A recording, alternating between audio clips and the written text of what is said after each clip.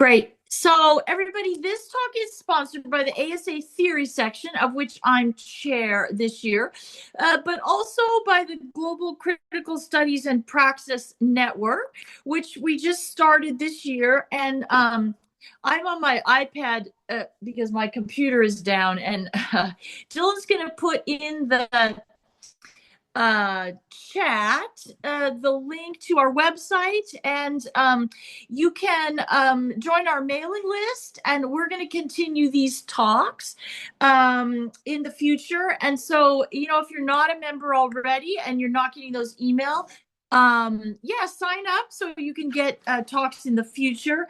I am terrible at flowery introductions, so I'm just going to let the speakers announce themselves as they go.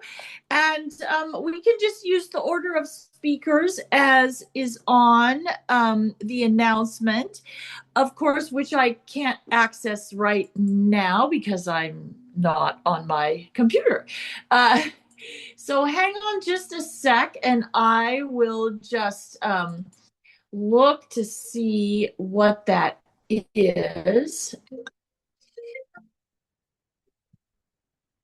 And then we'll just get started in that order. So let's just go in the order that it was on the program. So we'll start with Alvaro, who is here. And we'll just keep letting people in. And yes, just go ahead and announce yourself at the top. Okay, good And morning. I think, sorry, I know I always do this. I say, okay, you can start, and then I interrupt. We'll give everybody like 7 minutes to talk. Okay, we'll try to keep things moving along so we have time at the end for comments and things like that. Okay. Okay. Are you hearing me? Yes? Okay. Thank you, Rebecca, for the invitation. I'm glad to be here to discuss with you my new research about Brazilian neo-integralism.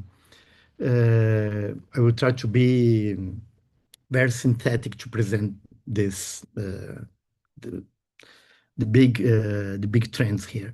So, since the dawn of the new century, there has been consistent evidence pointing to the political and ideological radicalization of Brazilian neo-integralism. And this process culminated at the end of the last decade with violent attacks. The recent radicalization of Brazilian neo-integralism has been accompanied by increasing engagement in international networks, and this is the subject of my presentation here. Neo-integralism today represents a fragmented movement that seeks to reclaim the ideological and political legacy of Brazilian integralist action, a fascist interwar organization led by Plínio Salgado. During the leadership of Salgado, the integralist movement remained unified. However, following his death in 1975, dispersion and division became its preeminent characteristics. At the beginning of the century, Brazilian Integralist Front emerged as the leading organization in this milieu, primarily dedicated to spreading its doctrine. The Brazilian Integralist Front exemplifies what Roger Griffin describes as nostalgic neo-fascism, a movement devoted to preserving the memory or tradition of a perceived golden era of militants. However, over the past decade, its dominance has been challenged by the emergence of a new and more radical collectives advocating for a more activist approach. At least two overlapping international ideological currents can be identified as contributing to the emergence of a combative and radical neo-integralism. The first is the dissemination of international third position ideas within fascist circles around the world. The ITP was founded in March 1990 by militants who had separated from the National Front in England. Its adherents drew inspiration from a range of ideologies that were not always consistent with one another, including the anti-capitalism of Nazi leaders Gregor and Otto Strasser, the anti-materialist mysticism of the Italian fascist Giulio Zevola, and the ultra-conservative Catholicism of Hilaire Belloc and G.K. Chesterton. In its statement of principles, the group characterized itself as a spiritually motivated worldview, opposing the legalization of abortion, divorce, homosexuality, genetic experimentation, and materialism. The ITP also condemned Zionist imperialism and international finance as one of the greatest evils of the modern world, advocating for a national revolution worldwide to establish a new social order. Currently, the ITP does not function as an active organization. Rather, it serves as a reference point for a fragmented transnational network comprising numerous small groups that identify as both anti-communist and anti-liberalist, while upholding traditionalist values. Its significance is derived less from its organizational capacity and more from its ability to articulate a common ideological repertoire, a collective myth of civilizational decline and revival, and, importantly, this, a shared language. The second tendency is less organic, lacks organizational structure, and is rooted in the ideas of Giulio Zevola, an esoteric and fascist intellectual. As previously noted, his ideas were present in the ITP, but not exclusively. In the 1960s and 70s, Evola became the ideological inspiration for a new wave of neo-fascist terrorist groups in Italy. Evola's ideas were also prevalent in esoteric and traditionalist circles. In common with fascist ideologies, traditionalists share a rejection of the modern world and, in the case of Evola, advocated for a revolt against it. In addition to third position groups, Evola's ideas can be found in several other neo-fascist currents, such as the Neo-Eurasian fascism inspired by Alexander Dugin, Alain de Benoit, French New Right, and supremacist organizations like Rise Above Movement in the United States. Evidence indicates that as early as the late 1990s, certain young integralists exhibited a tendency to align with the ideologies of the international third position. At the beginning of the following decade, Brazilian integralist skinheads also began to identify themselves as advocates of the third way.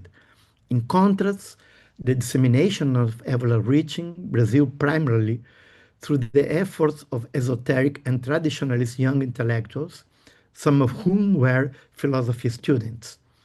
These individuals initially engaged in Orkut forums, later transitioned to Facebook groups, and from 2020 onwards organized Evolian congresses with the participation of members of the Brazilian Integralist Front and the Russian philosopher Alexander Dugin. He became in Brazil twice. Um, the two ideological movements became intertwined with and contributed to the evolution of the neo-integralist movement. In this context, a new generation of young and radicalized activists emerged. Toward the end of the last decade, neo-integralist activities in Rio de Janeiro intensified significantly, with certain members involved in at least two attacks within the city. Their leader was arrested, and following his release in the first semester of 2023, he established Third Position Rio de Janeiro, a new organization. This new group amalgamated the concept of political soldier derived from ITP with the volume political theology and traditionalist integralist spiritualism. Recently, this organization has undertaken efforts to coordinate various neo-integralist and ultra-nationalist groups. And at the beginning of this year, 2026, they organized an online nationalist conference to facilitate their coordination. So it's a very active group. What made The radicalization of neo-integralism and the emergence of third position Rio de Janeiro possible was its intersection into a wider transnational circulation of neo-fascist ideas, symbols, and repertoires of action. This process also promoted the decline of neo-integralism. So today, the Brazilian Integralist Front, it's a very marginal organization, increasingly confined to commemorative practices, doctrinal preservation, and the ritualized celebration of the 1930s. In its place, a combative integralism began to take shape when that presented itself as militant, disciplined, and oriented toward political confrontation. The encounter between Brazilian integralism, third positionism, and evolving traditionalism produced a hybrid ideological language in which national revolution, Christian restoration, anti-liberalism, and anti-communism were translated to the Brazilian cultural and political context. This convergence helps explain the emergence of third position Rio de Janeiro as an expression of a new activist current concerned with reactivating integralism as a project of a struggle against the political and cultural order of cosmopolitan modernity. You just Thank need to you. finish up. Your time's up. Okay, great. Okay.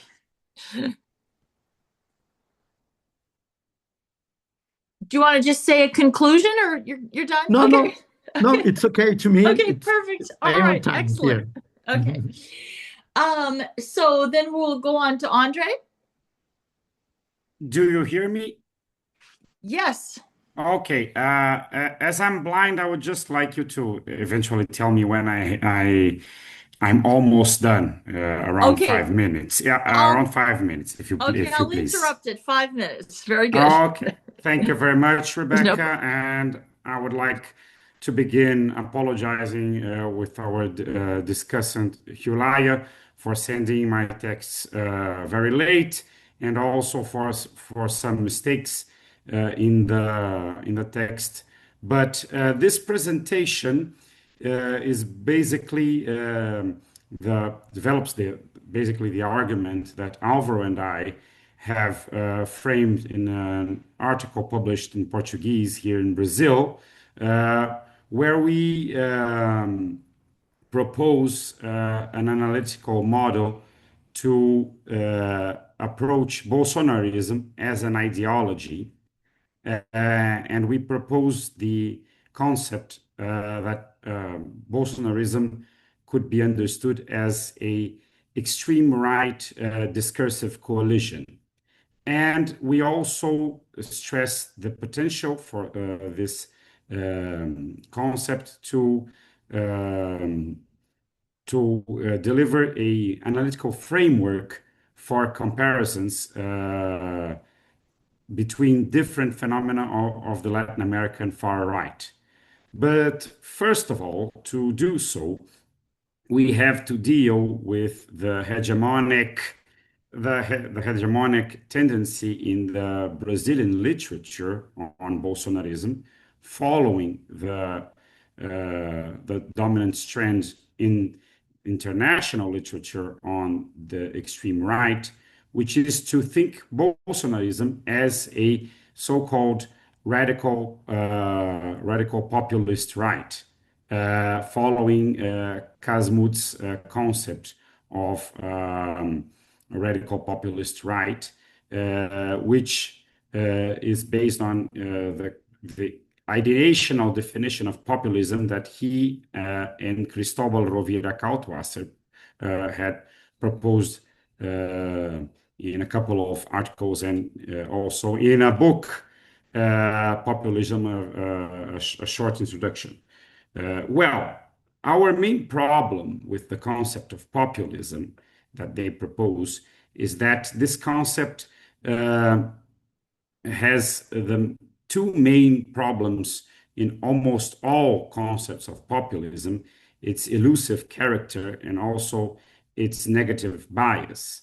So the ideational definition of populism, although an elegant one, which is well suited for empirical analysis, has the problem of putting together very different and contradictory political phenomena. So Hugo Chavez, Donald Trump, Evo Morales, Marine Le Pen, Jean-Luc Mélenchon, Viktor Orban, all can be labeled as populist in a way or another, along this definition of populism as an ideology that counterposes people and elites. The problem is that populism is a concept that rests upon another abstract concept, that is the people, which is not a sociological or empirical concept, but rather a discursive construction. So then we move to the other side of Bolsonarism, that is its definition as a extreme right movement. And here we also have some conceptual problems because usually the extreme right is definite through two procedures: a single trend which could characterize the extreme right, or a checklist of characteristics. The problems in these cases are that, on one hand, the concept is too wide, and on the other, it's too narrow. In the case of the checklists, also, we have another problem, that is, usually these lists, which are based on European and to a lesser extent North American literatures, they tend to emphasize some characteristics which are rare, scarce, or even absent in Latin America. For example, xenophobia and the opposition to migration. We have some cases like Venezuelans in Chile or Haitians in the Dominican Republic, but in Brazil, for example, this is a very marginal political topic. So the alternative that we proposed, based upon Piero Ignazi's book on extreme right parties in Europe, is a spatial and relational definition by which we can characterize the extreme right as a family of resemblances. So taking Norberto Bobbio's distinction between left and right based on the equality and the egalitarian anti-egalitarian axis, we could define the far right as the political space which occupies the extreme, of this spectrum, in which different political and ideological strands are combined. And they are combined usually alongside different anti-discourses. That Andre, is, that's 5 minutes. okay, Okay. thank you. So you have two more. Okay, so just to end, we define Bolsonarism as a discursive coalition composed by four main strands: neo-fascism, comprising, for example, neo-integralism, as Alvaro just stressed, ultraliberalism, conservative Christianism, and military authoritarianism. I wouldn't have the time to discuss each of them, but they are basically blend together, not only around Bolsonaro's leadership, but around anti-communism as a discursive tradition in Brazil, very embedded in our political history, and anti-PT, anti-petismo sentiment, which is mainly a translation of this anti-communist tradition.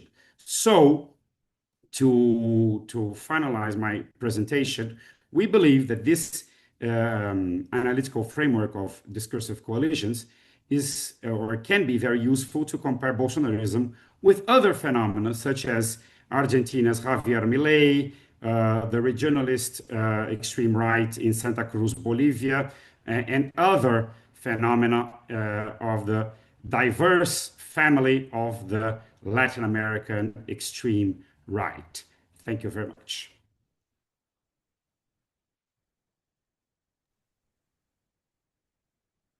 Okay, Jinji is all ready with her PowerPoint. All right. Yes, sorry, I produced some PowerPoint because I felt on a Friday afternoon I needed something to help me focus. Um, so I'm Cinzia Solari from UMass Boston, and I'm going to make 3 claims in 7 minutes. First, the rise of authoritarian strongmen is rooted in the neoliberal gender order. Second, that we must take Putin seriously as articulating a coherent worldview, a modernity of manliness that resonates globally. He is the leader of the pack of strong men, including Trump, Modi, and many others that Andre listed. And third, gender is central to how authoritarianism is reshaping competition among nation states over status and claims to modernity under neoliberalism. And yes, even when the bombs are falling, gender matters. Gendered narratives are essential to understanding Russia's invasion of Ukraine, what Arlie Hochschild would call a magnified moment, a window into the global turn to the right. Both Russia and Ukraine rely heavily on gendered discourses, even in wartime. All right, so let me begin with the broader context. The rise of authoritarian strongmen is rooted in neoliberalism. Standard accounts of neoliberalism say that it was invented in the West, an extension of Western liberalism, and then spread globally, hence the name neoliberalism. In our book, The Gender Order of Neoliberalism, we challenge this. We find that neoliberalism has multiple prehistories, including socialism and post-colonialism. It is multi-centric, bubbling up in different places at once. And we tell one origin story with the lowercase o, in which neoliberalism is formed in transnational networks linking US and Eastern European economists, shaped through Cold War dialogue, and oftentimes in direct opposition to Soviet socialism. So, a key feature of this neoliberal gender order is the idea that nations are modern insofar as their women are empowered. The US feared that Soviet women were more empowered than American women, and they also worried about transnational feminist organizing between Soviet and global South women who imagined expansive, collectivist, and socialist visions of empowerment. The version of empowerment that ultimately won out, championed by the US and a few Western European allies, that is now embedded in global development, was a hollowed out version. Empowerment as individual choice, even when the choices are terrible, and entrepreneurship, whether in paid labor or mommy blogging, PTA volunteering, or monetizing a trad wife lifestyle. So, a nation's modernity ranking is judged by how empowered its women are, and since the 1990s, queer inclusion has been added to the criteria. Claims to modernity matter because they shape states' access to political and material resources, as we'll see in the case of Ukraine. All right, so enter Putin. Putin is not simply advancing a nationalist project, he is promoting an alternative global vision of modernity, one that positions men as protectors of the nation and of traditional family values, in opposition to Euro-American imperialism, a supposedly decadent West that has embraced gender ideology and sexual degeneracy. He leads a broader global trend of right-wing movements headed by authoritarian strongmen, seeking to re-masculinize their nations. This modernity of manliness is not backlash. It is intrinsic to neoliberalism. It fuels gendered crises both globally and here in the US where I'm sitting, including attacks on immigrants, trans and non-binary people, Black people, and women who point out that their so-called choices are terrible. It rejects women's empowerment as the marker of modernity and insists that women are already empowered, and instead casts men as the modern subject. In this emerging global order, states compete not only over whose women are most empowered, but over the meaning of modernity itself. And this resonates with global gender anxieties. If the future is female, men appear irrelevant to modernity. And there are no shortage of US examples. Rush Limbaugh once complained while talking about lesbian farmers. No matter where you turn, you can't escape this fact. If you are conservative, Republican, straight, and white, you are yesterday. You are so yesterday. You are so irrelevant. You are so unnecessary. So in our discussion, you can ask me about the crisis of masculinity literature that has taken off in the three world regions we look at in the book and its economic underpinnings. And you can also ask me by what magic traditional values become modern, because I think this is a post-Soviet story. So Russia's invasion of Ukraine is a magnified moment that crystallizes this clash between Western modernity and an oppositional modernity of manliness that resonates with the US political right and others around the globe. So Putin justified the invasion as a defense against Western gender ideology and gay Europe, shortened to Gay Europa in Russian. The Russian media framed the pro-Europe popular uprisings, the Orange Revolution and Euromaidan, as Western-backed gay revolutions that threatened demographic reproduction, undermined the state, and blocked the remasculinization of Russia.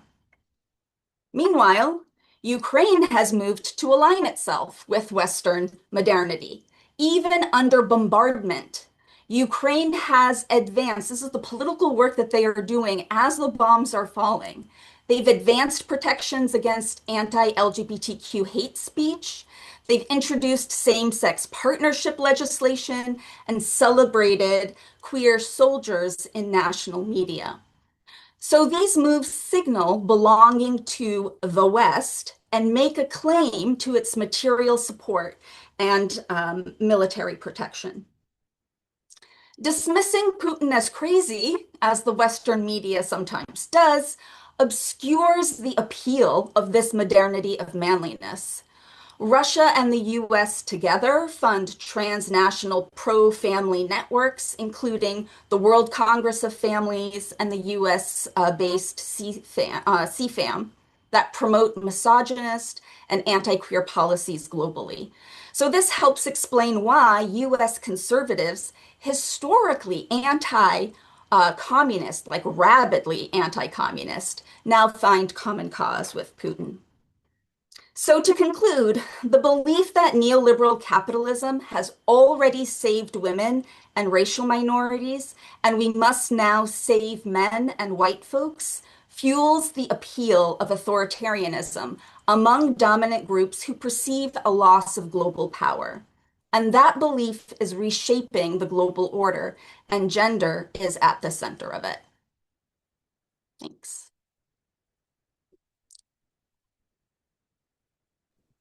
My mouse Great, thank you. doesn't want to work. Okay, Kat. Okay, let me share my screen. Let's see. And Oh, make sure I've forgotten to remind people, but make sure you just do your own little introduction. oh, okay, okay. Okay. Can everybody see my screen? Let me just play this, and let me get my timer. So I know sometimes I forget. All right. So thank you everyone for coming. So here is my working project. This is a paper I'm working on. And disclaimer, I'm a PhD sociology student at the University of Nevada, Las Vegas. So let's begin. So I've been noticing this narrative about about fertility, family values in the United States, especially recently when I heard the term underbabied. I thought, okay, that's a very interesting term to hear. But I've noticed there's a focus narrative about reproduction or rising the birth rate. So part of it is looking into eugenics and pronatalism, especially the narrative of the supposed losing good genes. So like I won't go off too much about this, but I think of this family, the Cullens, which they've been nicknamed the hipster eugenics. They identify themselves as Puritans, and they also claim that they're trying to raise their children escaping from what they call the trans cult. But this is just something I've been looking into, especially since I've noticed it often goes with transphobic narratives. So this is actually part of my major research project interest of transphobic narratives around detransitioning. So I've noticed there's an ongoing narrative, a moral panic of this supposed gender ideology or trans agenda, especially from the book, The Project 2025. But I've noticed a certain figure, Koi Ko, has appeared in media claiming that she was coerced or tricked into transitioning and that she should have been challenged, questioned more about why she wanted to transition when she was under 18. And she had sued doctors, medical providers for letting her to transition. It's worth noting that in an interview, the Telegraph interview back in 2023, she expressed that she wanted to be a good woman and that she realized later that she wanted to experience pregnancy to become a mother after taking a college course, a psychology course. So it was very interesting to see this, especially with narratives about procreation, detrans, moral panic, anything like that. So, especially another thing worth mentioning, I think the rise of anti-trans bill laws, especially from 2025 to 2021, as it's gone much higher. As last year, over 1,000 anti-trans bills have been pushed. Compared to 2021, over 150 anti-trans bills have been pushed. And especially if you look at previous years from like 2015 to 2019 or 2020, it's definitely a lot lower, but it's growing significantly over the years. So the key point of this presentation, because again, I don't want to go off tangent, is that part of this is a hyper focus of regret narratives in detrans, people who transition to later detransition. But part of it is framing trans people as the folk devils, which that term was coined by Stanley Collins in his book about the folk devil or moral panic. But basically, what it is that how marginalized communities, groups have been scapegoat blamed for societal problems. But along with that, it also creates like a false empathy for detrans people, especially with narratives like I feel like a monster or my body has been mutilated, butchered, anything like that, sentimental wordings. But part of it is creating a mobilization for pronatalism, nationalist politics, due queer phobia. So overall, what it is that I look into like how trans bodies, the trans people through their bodies, how they've been framed as some sort of supposed reproductive failure or some sort of threat against the nation, the future. So, to clarify what is detransitioning, a lot of people don't know what it means exactly or get certain ideas wrong. But basically, the summary is that detransitioning means reverse same gender transition, and that can be medical, social, and/or legally. So one example I put here, trans men, there have been cases of trans men where they may medically detransition, like stop taking HRT, hormone replacement therapy, but still identify as a man, just like there's been cases of cis people where they transition their body medically, but they still identify by the gender they were assigned at birth. But part of it is understanding the complexity of gender, gender identity expression, anything like that. And of course, detransitioning does not always mean regret, as there could be a lot of reasons why someone would detransition, such as the fear of violence. Maybe they were forced to detransition by family members, maybe financial insecurity, like not able to get a job, or for HRT, medical concerns, or maybe they realize they're non binary. And it also leaves out the discourse about people retransitioning, where they may have detransitioned for whatever reason and then go back transitioning again, especially if they're in a very transphobic environment. And I should mention the word detransitioner, I consider is a very problematic term because it emphasizes the verb, like just like we don't call trans people transitioners. But I prefer to say people detransition or detrans individuals. So disinformation, I definitely argue that it's a crucial element in fascism, especially in ways how we mistreat people or dehumanize them. Like one example, I think of trans-broken arm syndrome, which that term was coined by Catherine Wall, of how trans people are often dehumanized in medical settings or when they're seeking medical providers, like invasive questions or connecting HRT or transness as a disorder, and how that connects to conspiracy theories like cultural Marxism, grooming, anything like that. But part of it is framing transness as cisness as entirely binary, or not understanding the complexity between these two. Especially this ties into the misinformation of reproductive care, like how people can spread misinformation of birth control pills, abortion, anything like that, or anti-feminist discourse, like framing child-free women as selfish, or imitating cisgender women if they want sterilization or procedures like cholecystectomy. I think about the narratives I've noticed, like the term degenerate, how that's coming back, and I think of how there's been cases of censorship, especially with the Institute research for, sexual research in Berlin, back in World War II, the Nazi regime. I think in what ways where we see, in some ways, how history is repeating itself through censorship. But again, I won't go off on a tangent. I know I don't have much time, so I'll try to finish this soon.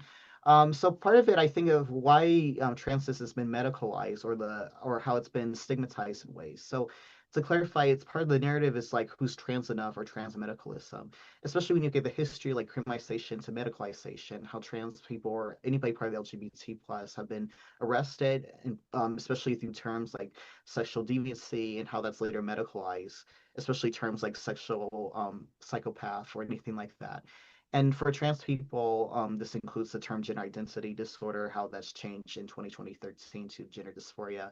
But part of it also ties into lavender scare, the fear of communism, and tying it to the LGBT plus community. But part of it is justifying cis heteronormativity, especially with rigid gender roles like private versus public sphere.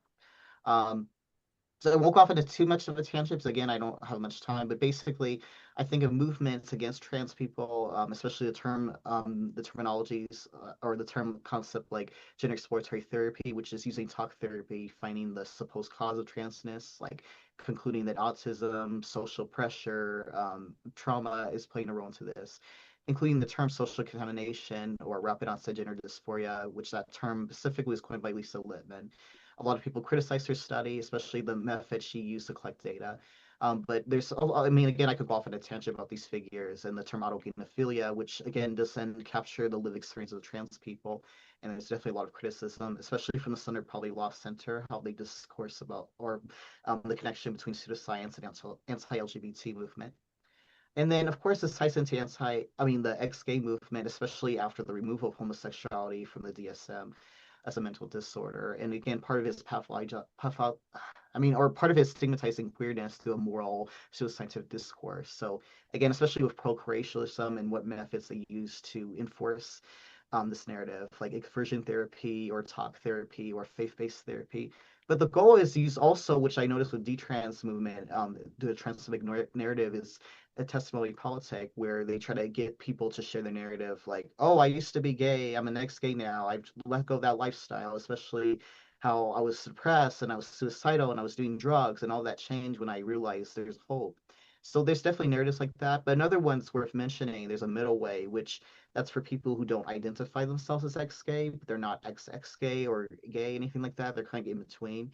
But part of it or the summary I could give for now is that it's repressing their feelings or changing identity. So that could be empathizing that they're Christians more than their sexual orientation, or finding ways to repress their feelings, especially if they frame their feelings as an illness, like making it similar to like a drug addiction or scapegoating trauma as to why they feel this way. But part of it is associating queer feeling as negative.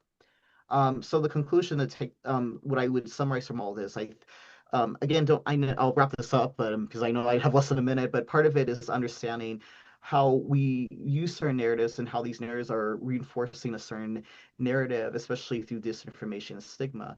And I think it's crucial for us to understand, like, where is this all coming from, especially gathering the information, like, especially through what's known as not just pseudoscience, but the way how people frame these narratives to make it more scientific.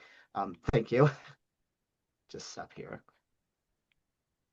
Great. Thank you so much to all of our authors. And Julia's going to give some comments on them. Yeah, and don't forget to introduce yourself. All right, thank you. Hi everyone, I am Hülya Arık. I'm an assistant professor here at University of Toronto Scarborough campus, human geography. I'm a political, cultural, feminist geographer, I could categorize as. But I have a question for Rebecca. Do I also have 7 minutes? Because we haven't clarified before.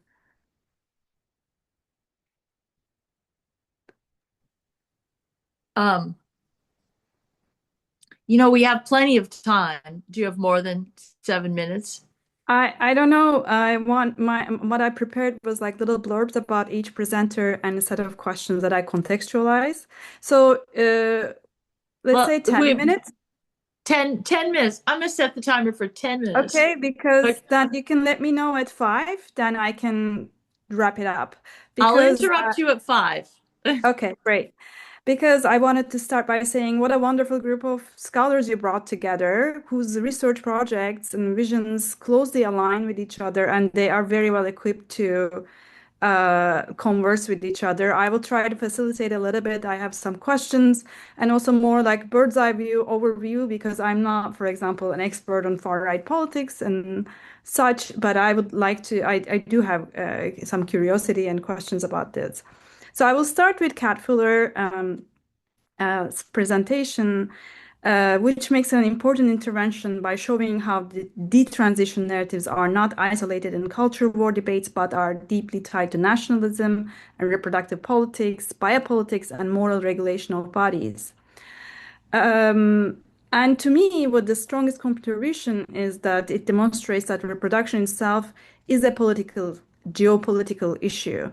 That in the context of all the papers, that's how I see it. Fertility and reproductive capacity are just not just personal matters, but they are moral, civic obligations and tied to the future of the nation, hence heavily surveilled and yeah, heavily surveilled. And this matters because feminist geopolitics, as I am one, shows how intimate embodiment becomes a terrain through which national anxieties are negotiated and hegemony is kind of aspired or realized. And the concept from your paper, when I read the concept of like body horror, infertility panic, reproductive damage, all these are very strong, concepts, and how they do powerful, effective work to mobilize grief and moral panic to construct trans embodiment as a threat to the social order. And here I wanted to ask one of my questions is how do these panic, these kind of attacks, I would say, discursive or material, fall unevenly across racialized communities? This is one of my questions. And also, I wanted to, because I'm also have read and listened to far right communities and groups, how I wonder the pro-fertility and natalist, how the opposite of this productivity, reproductivity debates, how they are endorsed within the far right, the right side of the, not the right, of course, they're the wrong, of these communities, like aspirations to productivity, how that is lived, if you have any idea. And in the light of Cinzia's presentation, I wanted to also bring attention to the transnational circulation of these discourses. For example, in 2023, the gender reassignment surgery was banned in Russia, and LGBT organizations are also coded as extremist organizations.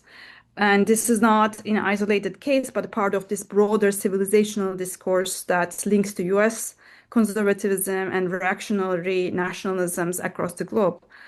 I wanted to ask if you want to reflect on how these narratives travel and what kind of political work they would be doing in different contexts. I think Cinzia can also address these. Next, I want to move on to Alvaro's paper, who offers us a rich archive of Brazilian integralism and its afterlives, tracing the movements, how it survived, how it got fragmented, and draw on different national and transnational influences over time. And I wanted to here give him a chance to explain a little bit more about the stakes involved here. more explicit, the analytical stakes, to get a clearer sense of, because you didn't have a chance to fully finish, of what this genealogy help us understand.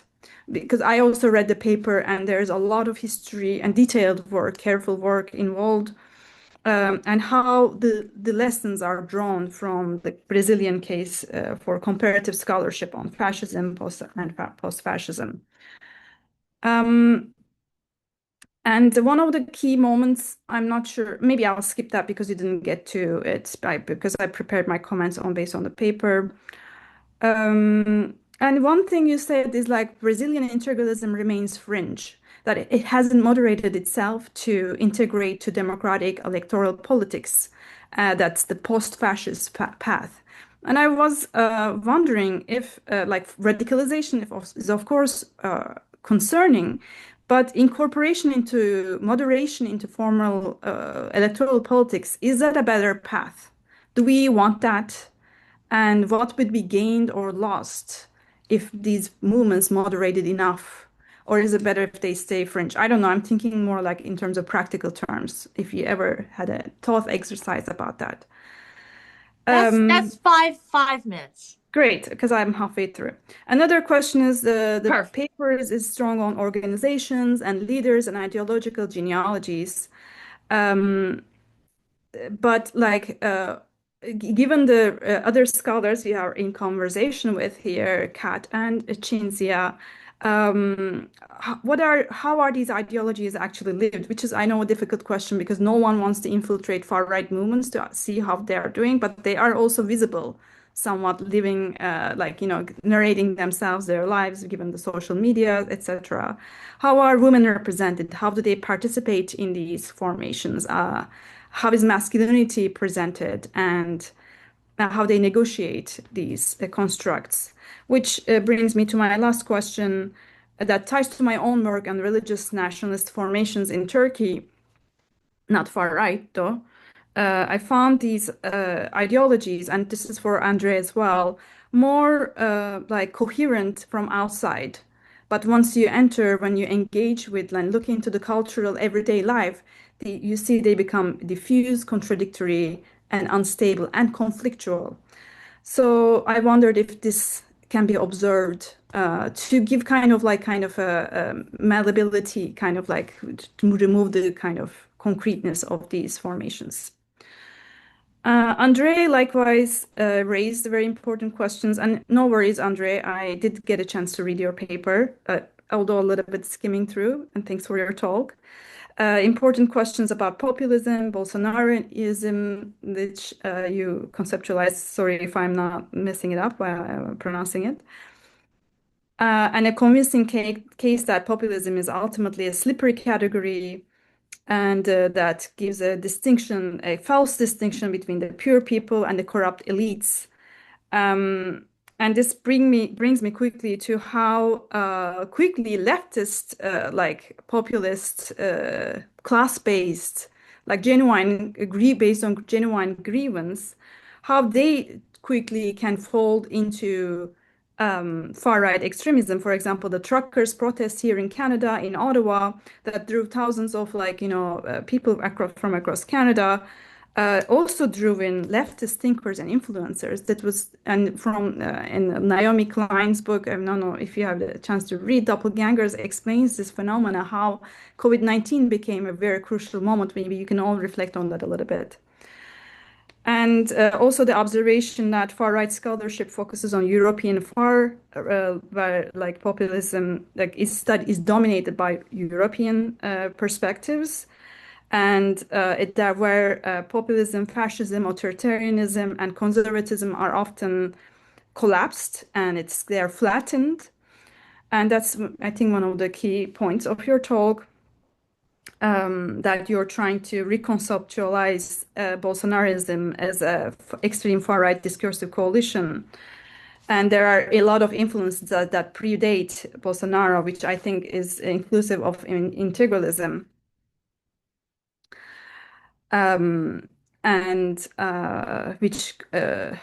United against anti-communism. I think there's no question that it was just my regurgitating one of your points. But my main question is the analytical value of foregrounding the internal differentiation of these movements.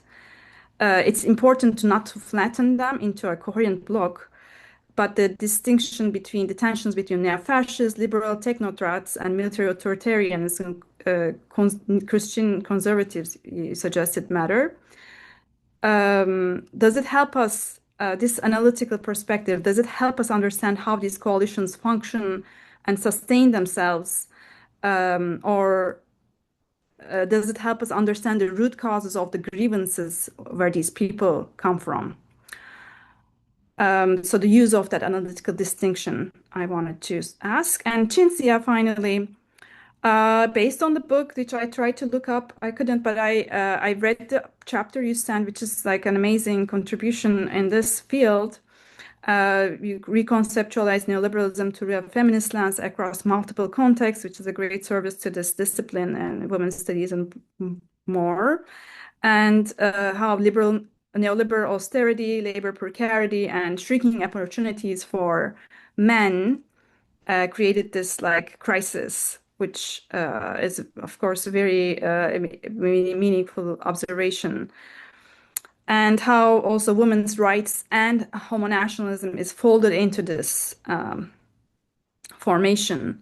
And the argument is that these are not themselves a problem. The, gender state-funded, state-led feminism and homonationalism, although they are also facades, they did not necessarily address the problems, but they became part of a problem in this like moment to turn to the right and fascist formations. So you focused on Putin in your presentation, but in the paper there is like Trump, Putin, and Modi are analyzed as the manly man. And I wanted to ask if you could reflect on how Hindutva politics that rely on Islamophobia and anti-Muslim rhetoric, which is kind of like deep-rooted and earlier even than, or is somewhat like, yes, drew parallels, but to like Western anti-Islamist, anti-Islamophobic, like it predates 9/11, it predates, let's say, yeah. So I wanted to ask between US and India, how Islamophobia is emerging, if it's emerging as a connective threat. I suspect there are studies that compare these movements, especially in the current moment where a pro-Palestine activism puts Muslims more at the center of politics and draws much more attention, as we know, unfortunately, the mosque attack in San Diego that claimed lots of lives. And the connective thread running through all the four papers, so these culture wars, I think the gender and sexuality and the affective element of these are the connective threads that are running through these four papers. You see what I say here? Yes, so in relation to Kat's paper, I wanted to ask how transphobia, in your experience, in your studies, function within the construction of nationalist, heteronormative masculinity and nationalism in Russia, India, likewise, and the US. Anyway, so I'll stop here. I will let you respond, and I'm thinking more questions will come up from the ground. Thank you. Thanks for this opportunity for bringing me here. Thank you. Great, thank you so much. Yeah, do the authors just want to briefly respond, just in the order that they originally went?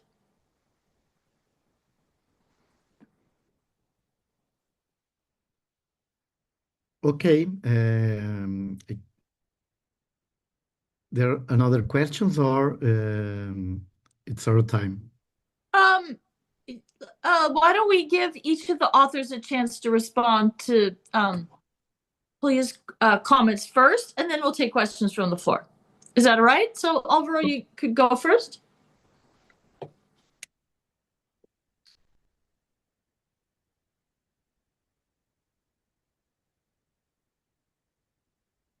So Alvaro, do you want to go first? Do you want yes, to respond to the comments? Yeah. yes, Okay, okay. great. Yeah, Perfect. yeah, okay.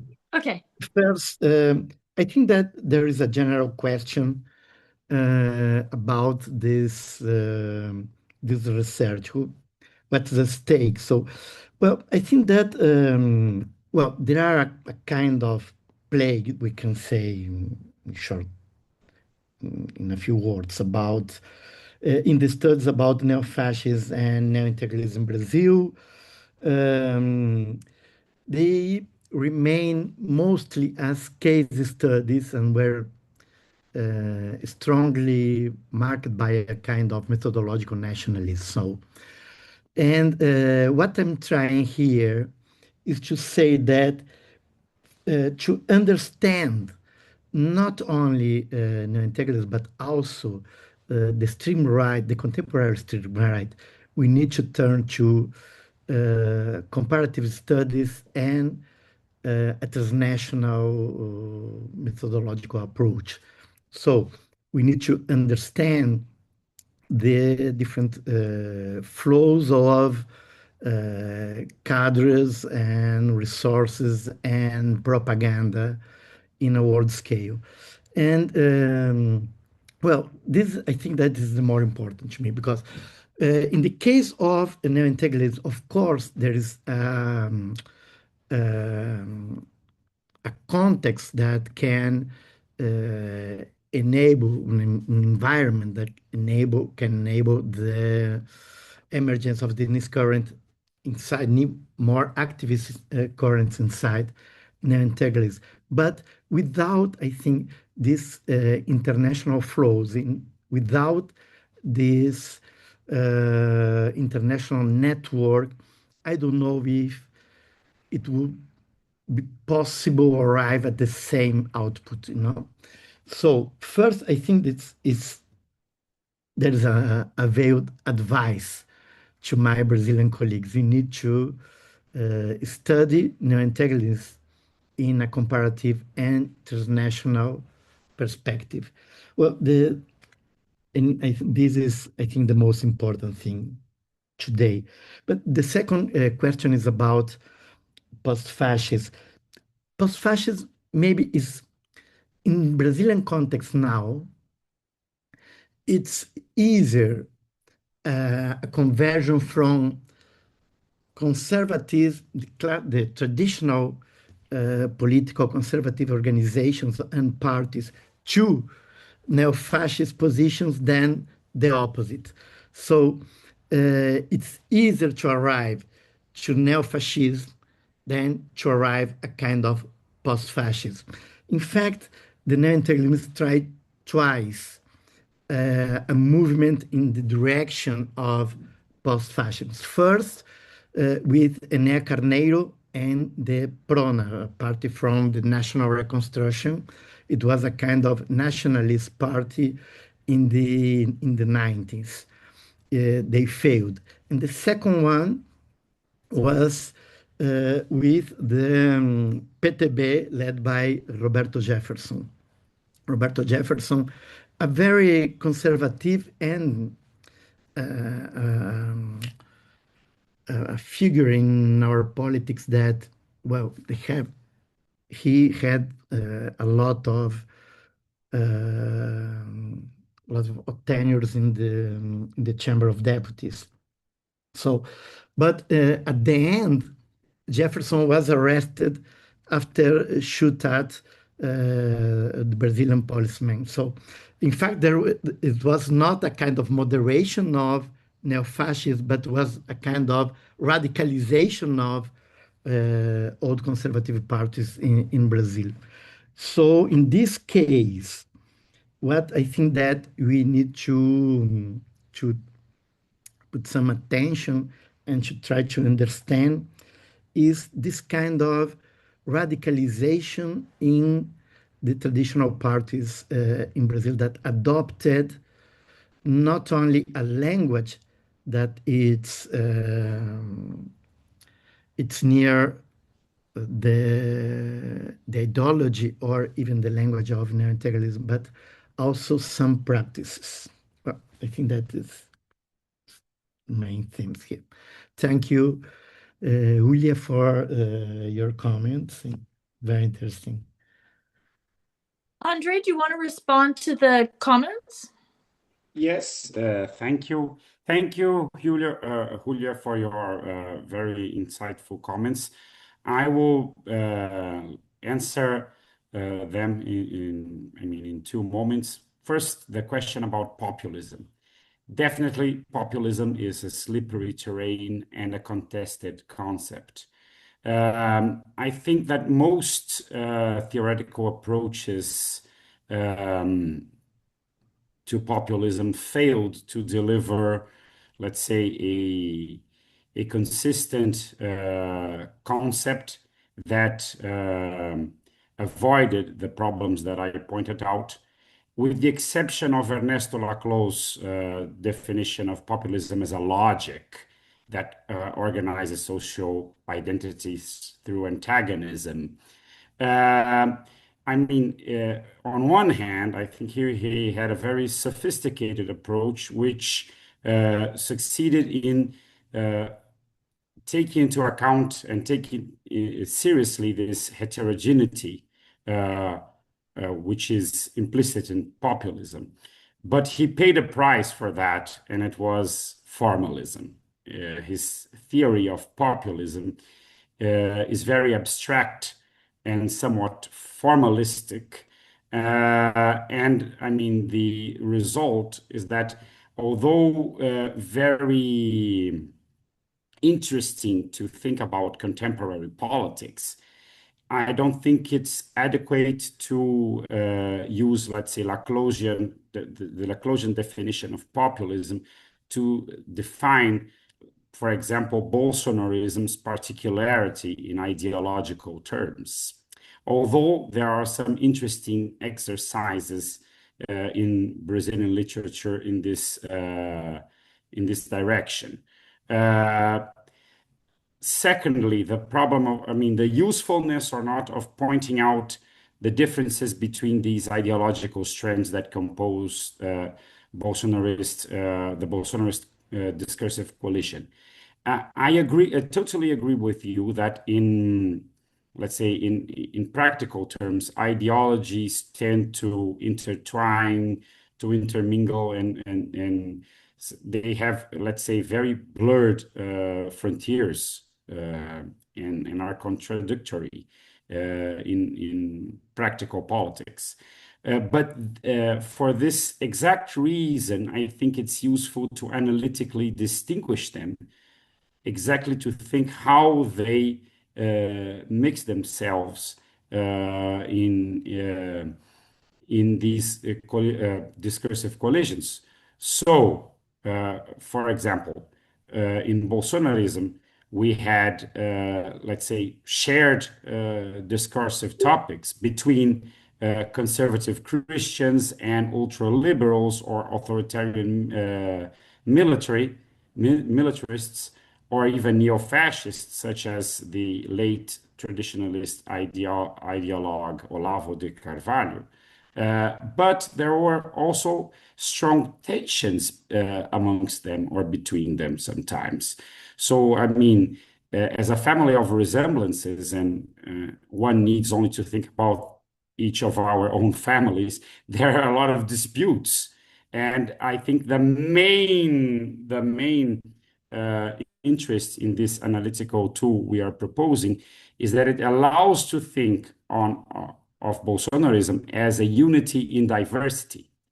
The extreme right is always very diverse in its ideological composition, the contemporary extreme right, and even the historical one, if we think about historical fascism. So, in the case of the contemporary extreme right, this heterogeneity is much wider, and we need to take it seriously. And I think that radical populist right doesn't deliver this, doesn't stress this heterogeneity, which the discursive coalition concept or model succeeds in doing.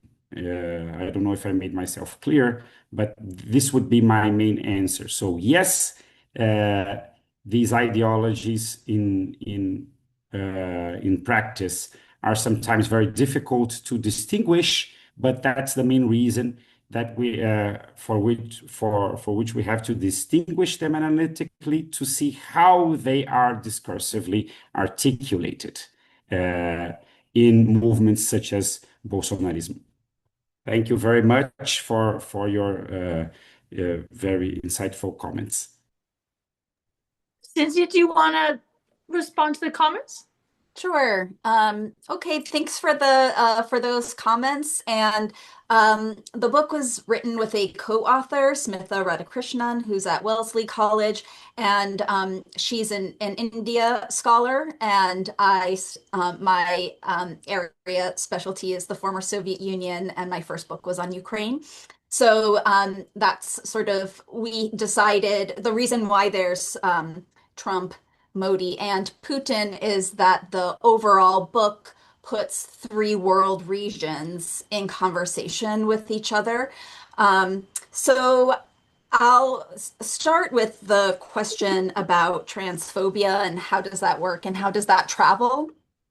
So, one of the things that we outline in the book is that the terrain of competition has shifted.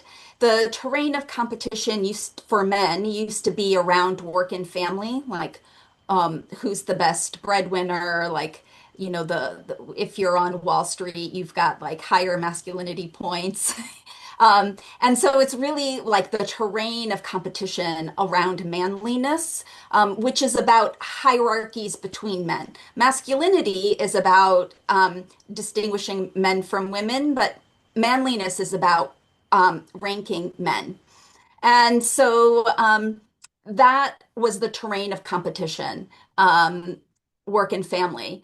Now we have suggested that there has been a shift and that the terrain of competition, mostly because men just can't be breadwinners. Like the economic situation does not, like we're holding out an ideal that most men cannot attain. So you can imagine how painful it must be to live in that gap.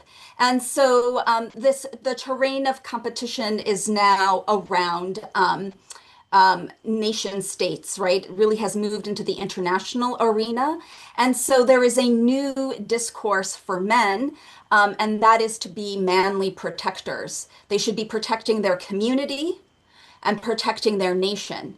And we give an example in the book about ways in which men literally can embody this. It's like really attainable if you look at vigilantes on the Mexican border, right? They are literally embodying this manly protector discourse.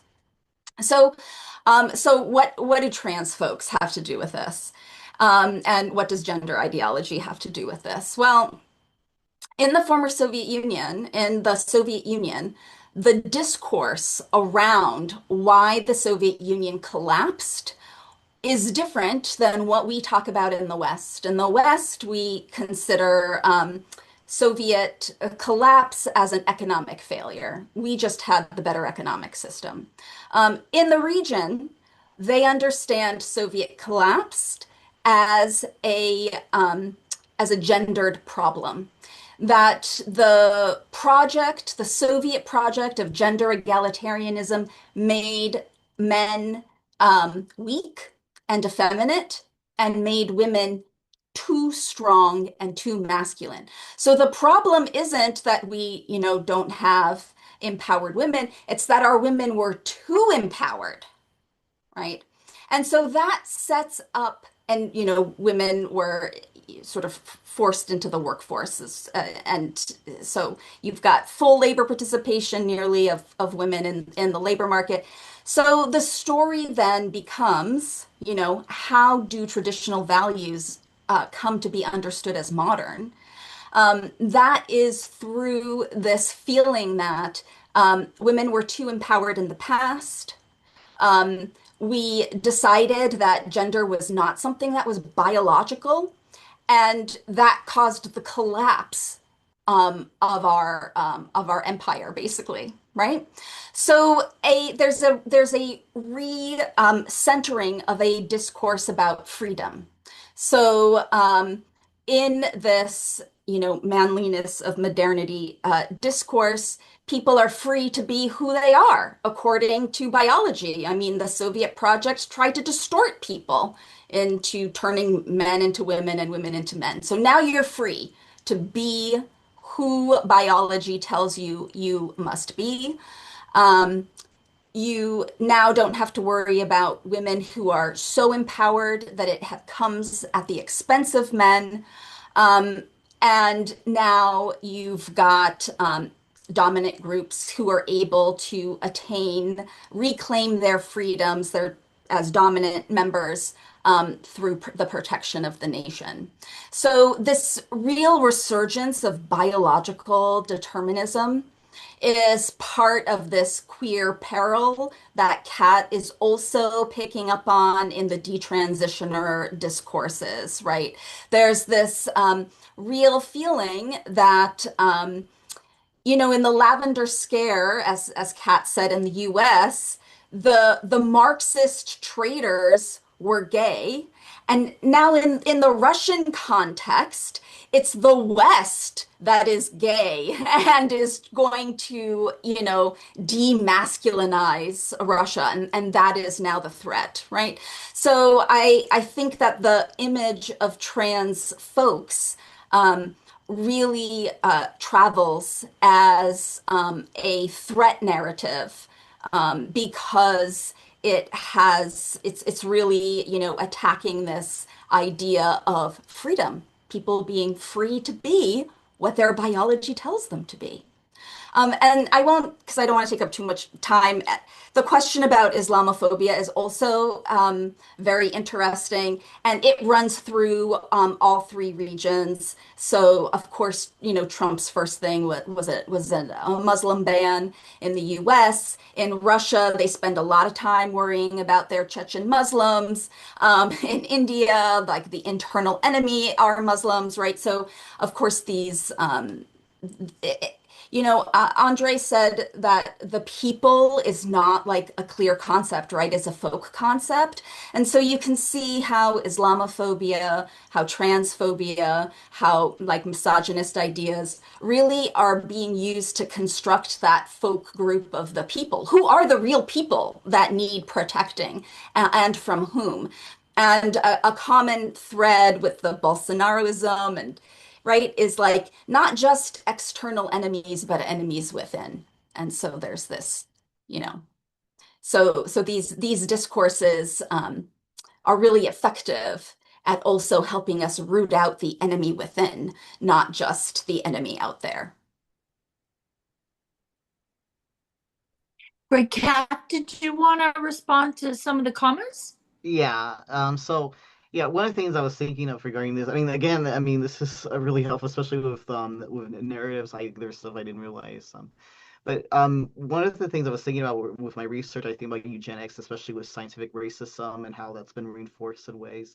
So, like, one of the things I think about with whiteness is that I think about the social construction, like, what does it mean to be a woman, or in a or a gender binary way. So, like, people don't realize that the connection between those two. Like, I think of how women of color are often stigmatized or framed as more masculine, especially with conspiracy theories, transphobic conspiracy theories. One example, I think of Michelle Obama, how people said that she's secretly a man, and they point out clues where or how come they came to that conclusion.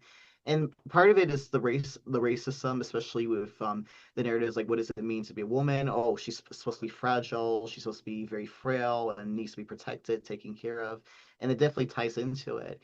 And then, but what's interesting is I think about like certain narratives that people say about biological reality. They say your chromosome, your reproductive system, your body shape, and they don't really understand like what is a chromosome exactly. What does that mean to have this specific trait? Especially with intersex bodies, I think that's even more complex. But it's part of it is like a historical understanding of gender, sex, and anything to do with LGBT plus. it's again going back to disinformation, and it's very interesting to see like how eugenics, scientific racism is coming back in some ways, but the wordings where it seems like more insinuous, like it doesn't seem like, especially when I think of there was that one example that came to my mind. It was something to do with IQ tests, but I think in what ways how it's coming back, especially with like the couple I mentioned earlier, the family where they identify themselves as techno Puritan, and how they're claiming they escaped the trans cult. But that's one of the things I'm looking into with my paper. And then I'm trying to remember what was the other question, but hopefully that helps.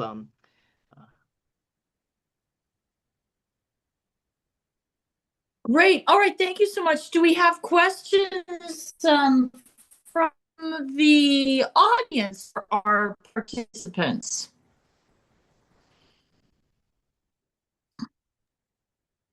I have a question or a suggestion. Go for it, Dylan. So I really liked all the papers. It's really interesting to hear them all linked together. And I just wanted to suggest, I mean, I think there may be maybe a broader claim that would be worth thinking about. I'd just like to hear people's reaction to it, which is that the thing that really is common to the contemporary far right is the basically traditional and reactionary gender politics. And that's the thing that cuts across all the cases. And like I think that's really important because the obsession with immigration, which looms so large in the analysis of the far right, is essentially a European and US, I mean, not exclusively, but primarily a European and US thing. So I just like wonder, like as a just almost, just as a main point, that one of the things that comes out of this is like really we have to put gender at the center of understanding this politics. But then I was wondering like how we should think about this. And in my way of sort of considering this, I wonder about what you guys think about Nancy Fraser's analysis of neoliberalism. Because what she says there basically is that, right, the problem is that with the dual breadwinner family model, that emerges exactly at the same time as the neoliberal turn. And that in some ways, what we're seeing, at least in some parts of the world, is, I mean, I can understand that it's very different in the post-Soviet case, so I don't know quite how to fit this together.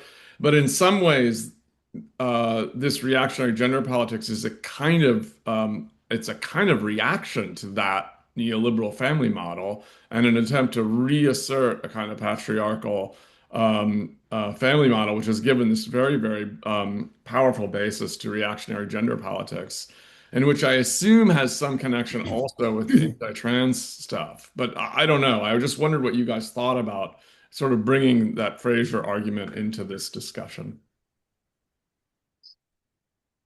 If there's other questions from the floor, people can ask them, and then we can ask the panelists to respond. Does anybody else of the participants want to toss in another question before they tackle Dylan's?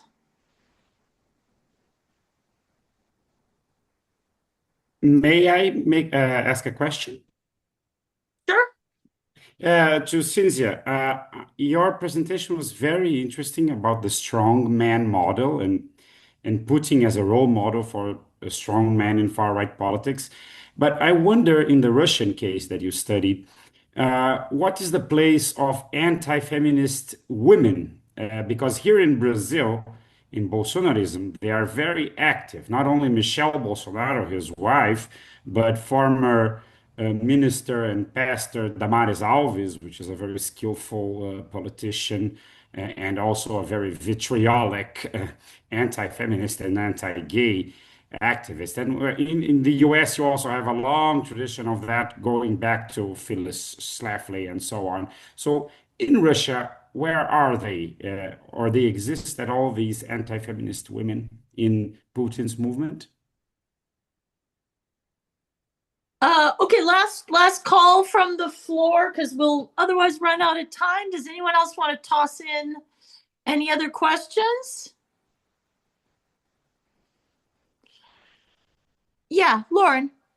Yeah, no, the other side has not really been talked about, and I want to gather opinions. The other side of this growing right wing has been a growing resistance, and we can see this when we look at Trump's ratings, which are down in the cellar someplace, depending on which survey, about between 30 and 37%. We see what just happened in Hungary with the election of Orban. I could go on and on, I talk too much, but one of the consequences of this has been growing resistance against it. Anybody want to comment on that? Okay, very last call for question. Anyone else questions from the floor, and then I'll turn it back over to our panelists. Okay, let's have the panelists have a round at that. I tell you what, just if one of the panelists want to answer that, or you're welcome to chime in too. Both Dylan, all the questions from the floor. You can take a turn at that. Okay, can I start? Yes, Rebecca. Okay. Well, only a quick observation about Lauren's question. Unfortunately, I can say that we don't have this kind of resistance in Brazil, in the sense that the the left, and I can also say that the democratic movement lost the streets maybe since 2013 and or 2014, and after that didn't recover the hegemony in the street that was in the left hand for maybe 20 years. So I think that in this case, we need to see also in a national scale different process and different kind of confrontations. In some sense, this is the result of an electoral strategy led by Workers' Party in Brazil. So they organized around the Lula's presidents, and the Lula's charismatic leadership. They opted by to leave the streets and concentrate the political action inside the palace, we can say. So it's unfortunately, and I don't know if in other countries in Latin America, Andre is the specialist in this subject, with the exception, of course, of Argentina, that it's always an exception in our continent. But maybe this resistance in other countries in Latin America, for example, Chile and Peru and so on, is not so strong. So yeah. And about the question, I don't have an answer, but a very short remark that it's something that intrigues me. When you study the integralist movement in the 30s, we don't found something like we can label as misogynist thought. Of course, is masculinist and patriarchal, a kind of patriarchal worldview. But there's another kind of misogynist thought, quite opposite, because they were very important in in fact, maybe the first organization, the first national organization, the first national political party that tried to organize politically women and enlist them. But now the neo-integralist movement has a very misogynist discourse. And this is, Andre talked about this, which is the common denominator of this kind of discursive coalition. Our first hypothesis was it's anti-communist, but I think that it's anti-communist and anti-gender or anti-feminist politics. It's a kind of common denominator among different different political extreme right discourses. Yeah, this is, So thank you. everybody, we have a hard exit here at 1:30. So yeah, if everyone just has like 30 more seconds to answer these questions, then we probably should finish up. I know there were a lot of questions on the floor, but do other panelists just in our last few seconds here want to answer? Just a very brief remark, because Alvaro cited Argentina. Street resistance in Argentina is very strong against Milei, but I'm not so sure it has been so effective. Now his popularity is also on the floor, but he managed to win the last parliamentary midterm elections. So, I mean, streets can be effective and cannot. And just a last remark, I agree with you, Alvaro, and I think that perhaps the common denominator is anti-egalitarianism. Then you have anti-communism, anti-feminism, all together in a single antagonism towards egalitarianism. I would go in that direction probably. Okay, so yes, there are lots of anti-feminist women in Russia, just as there are many anti-feminist women who support MAGA in the US. And the way we think about that in the book is that this concept of empowered women that we do like a very careful historical tracing of in the book is a cover story. And it helps actually to legitimate the neoliberal order because the women don't actually become empowered, right? Because you end up with this very hollowed out individualistic idea of empowerment. And basically it says you can have it all, women, if you do it all. And that's a sham. And so any woman who's tried to like have a full-time job and, make organic baby food and, keep their husband sexually interested knows that like you like doing it all is exhausting. And so what women in the former Soviet Union are saying is, oh, thank goodness, I just want a man to take care of me. Before we were forced to work and raise kids, I would like to cut my work in half and do one or the other. That's what the trad wives are saying. That's what the girl bosses are saying. Can we cut our work in half because we're exhausted and either only work like the girl bosses and have no children or only raise children and have no work? Because there does not seem to be, we have such an impoverished feminist imagination right now, there does not seem to be any other option. And I'll just leave it at that.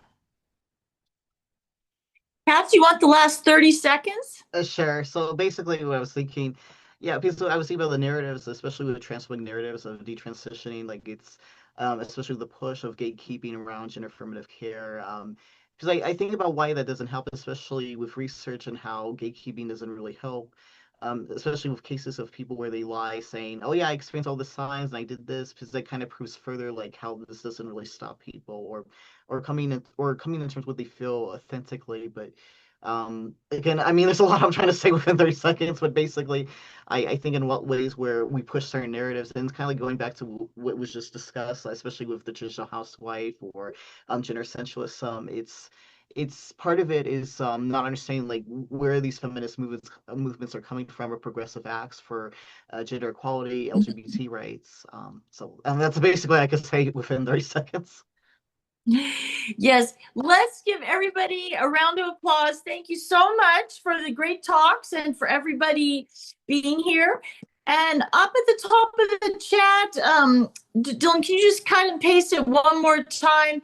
Please sign up to be on the Global Critical Studies and Praxis listserv. We have lots of talks upcoming, and we will sign you up.